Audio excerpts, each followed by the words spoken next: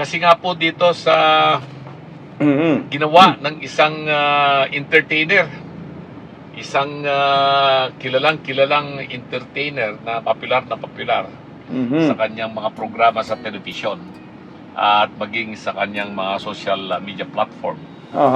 Yung ginawa po niya kay Tatay Digong na hindi po katanggap-tanggap sa atin Exactly. at sa maraming mamamayang Pilipino, na hindi po nakatutuwa na gawin po yung ganong panlalait sa isang naging pinakamagaling na Pangulo ng Pilipinas na biktima ng injustice sa ginawa po sa kanya ng ating pamahalaan at ng mga grupong walang hinangad kung hindi siraan si Tatay Digong at ang pamilya Duterte. Alam naman na po nating lahat kung ano ang kalagayan ni Tatay Digong, PRRD, yung kanyang sinapit na binaliwala yung soberenya ng Pilipinas, hindi binigyan ng karapatan ang ating mahal na Tatay Digong ng due process.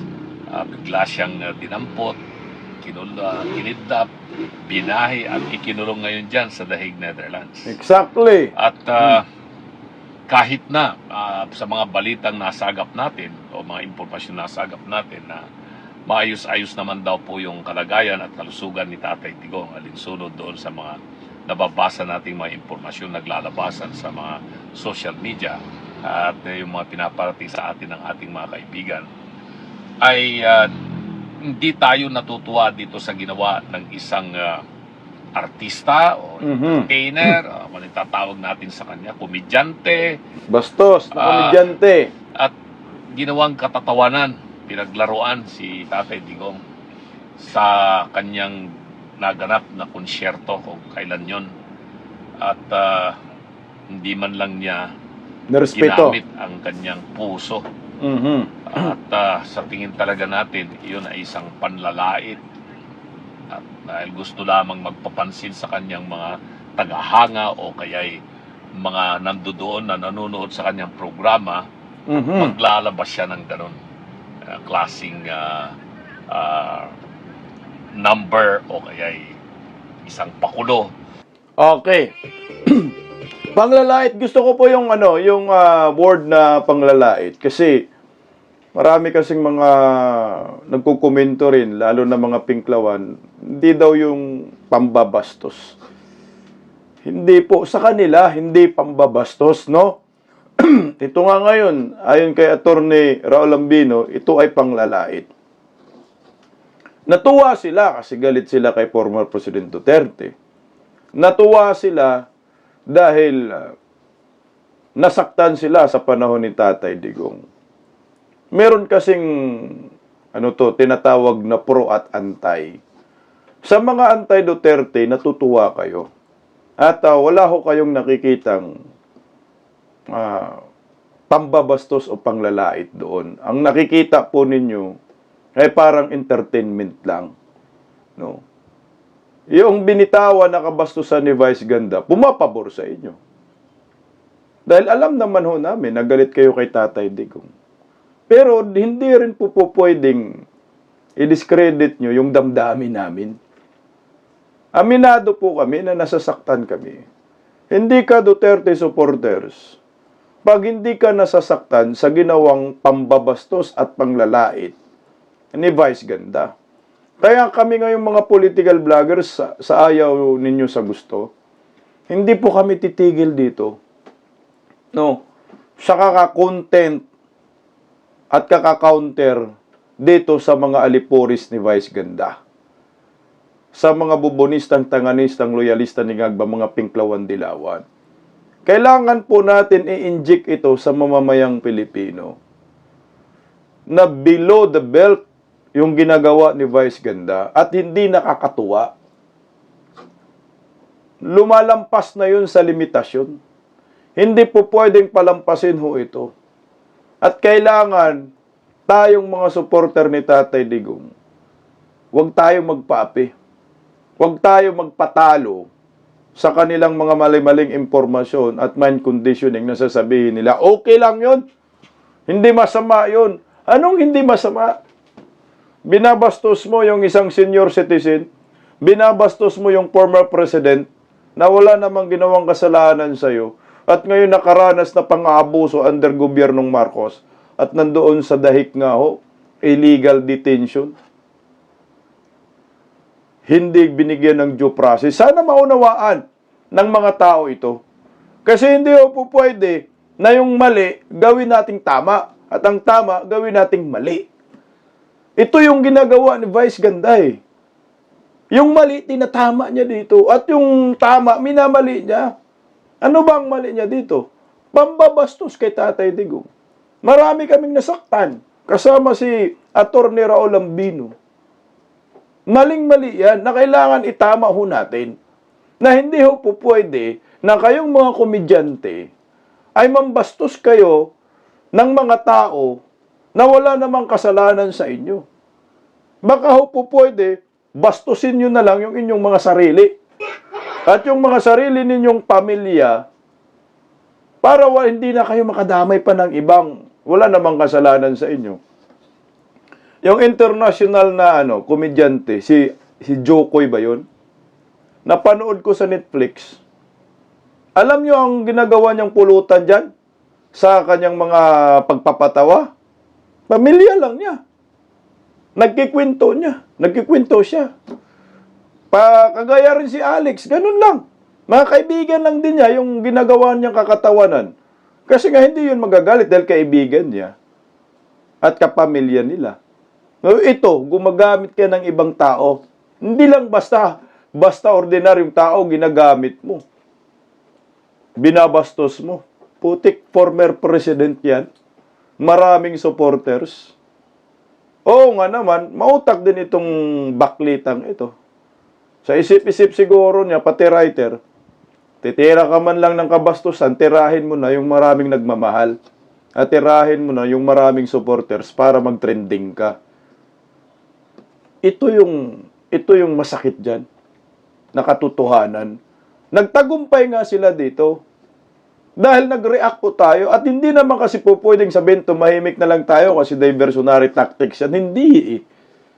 Talagang sinasadyang binababoy po ni Vice Ganda si former President Duterte at hindi pwedeng palampasin ho ito. Tatahimik na lang ba tayo? Tinatamaan na tayo dyan eh. Sobra na ho yan.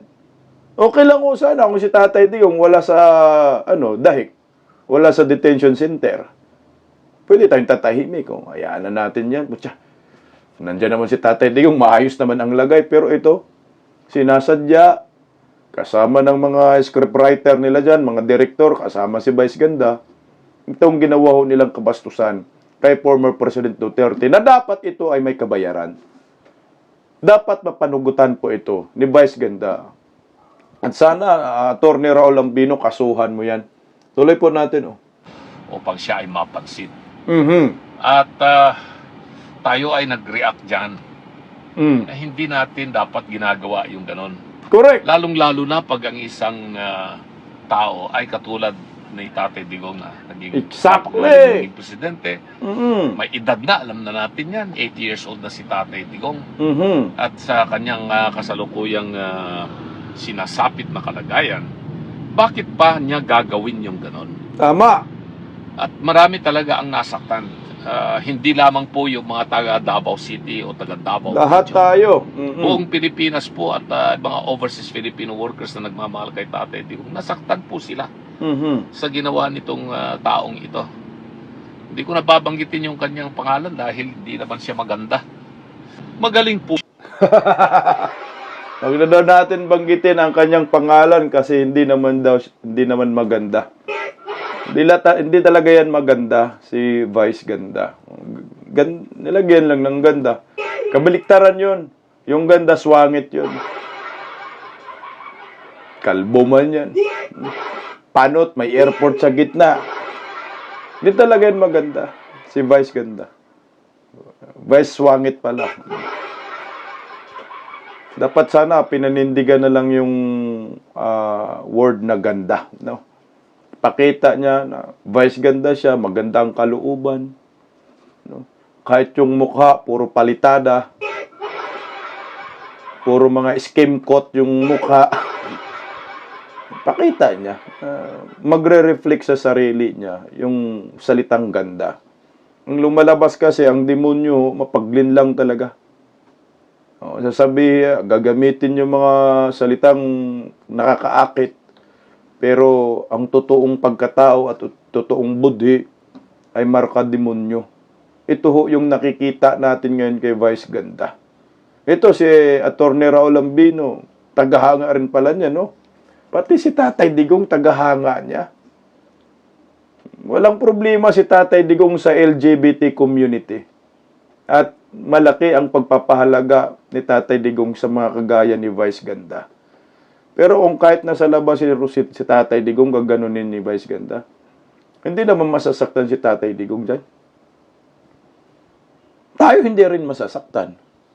Kasi nga, wala namang problema kay Tatay Digong at hindi naman nakaranas ng paggigipit. Pero by this time, iba ho ang kalagayan. Tuloy. Po siya na entertainer. Papatawa siya. Lalong-lalo na kasi alam naman natin yung kanyang kasarian, ano. Hindi natin alam kung ano yung laman ng kanyang puso at damdamin. Laman ba to? Mahusay po siya na entertainer. At isa po siyang Ilocano. Ayan, Ilocano pala to. Pagkakilala ko sa kanya. Siya po siyang Ilocano, taga La Union, probinsya po ng La Union yan. La Union pala Kung nagkakamali, yung bayan po niyan ay doon sa Palawan. At makikita natin doon sa Palawan na marami siyang mga ari-arian doon na lalaki. Palaki ng kanyang mansyon doon, bahay po niya doon. Siguro, mahigit 100 milyon yung kanyang malaking bahay doon. Higit 100 milyon, 200 milyon. Mayaman na po itong tao. 200 milyon, oh. Sobra-sobra na po yung kanyang kinita sa kanyang ginagawang pagbibigay ng kasayahan sa kanyang mga milyong-milyong tagahangarin, siguro. At bilang isang Ilocano, hindi po ito gawain ng isang mabuting Ilocano. Siguro nakalimutan na niya yung kanyang pinagsimulan, kanyang pinagdaanan. Tapos ganito ang kanyang ginawa kay Tatay Digong. Ayan, dismayado talaga dyan si Attorney Raul Ambino. Tanong ko lang, mga kabisdak, Ilocano ba si Vice Ganda? Kasi nga, nung nagre-research po ako, lumalabas taga Tondo si Vice Ganda, doon sa Tondo pinanganak. Pero yung sabi ni Attorney Raul Ambino, taga La Union daw, mayroon daw mansion doon na mga almost 200 million ang halaga. Grabe. Dami ng pera pero nambabastos pa rin. Kumikita dahil sa pambabastos ng kapwa-tao. Hindi kaya magpatawa kung walang pinupulutan. 200 million, milyonaryo ka na. Ano pa bang gusto mo? Dahil laos na. Kailangan maging sariwa na naman. Yaward talaga. Ang mapait nito, si Tatay Digong ginamit ho ninyo. Kaya ito, bawas ang kanyang mga supporters. Kasama na dito si Raul Ambino. Tagahanga daw, pero tingnan nyo po, wala na. Withdraw na, baklas ng paghanga ni Attorney Raul Ambino kay Vice Ganda. Ako'y nalulungkot. Tagahanga naman po niya ako noon hanggang sa ginawa niya kay Tatay Digong. Lahat po ng aking paghanga sa kanya Nawala. na sa kanyang naging matagumpay na karir o yung kanyang karera bilang isang entertainer. Saludo po tayo sa kanyang ginawa, sa kanyang talento. Pero yung ginawa po niya kay Tatay Digong, lahat po ng ating paghanga, Nawala. pagrespeto sa kanya, nawalan po lahat yan. Malungkot po tayo sa kanyang ginawa. Dahil ang kanyang sinaktan, ininsulto at ginawang katatawanan ay ang ating minamahal na PRRD, Tatay Digong.